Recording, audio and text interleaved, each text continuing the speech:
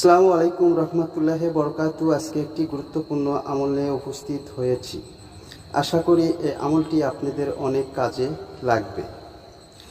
আশা করি কিছু আমলের রহস্য রয়েছে, আমি আপনাদেরকে বলার চেষ্টা করব।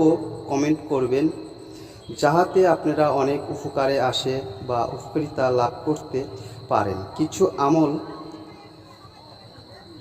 এমন আছে যেগুলো করতে খুব বেশি সময়ের প্রয়োজন হয় না, অনেক জ্ঞানের অধিকারীও হতে হয় না।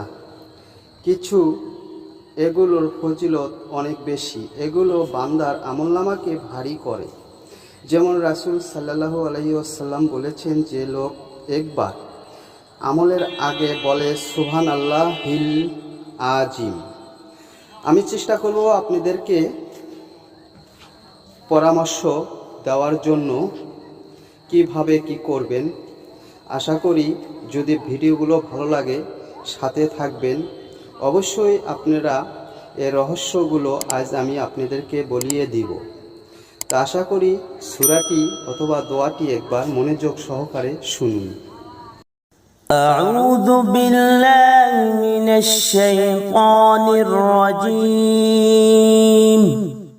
بسم الله الرحمن الرحيم.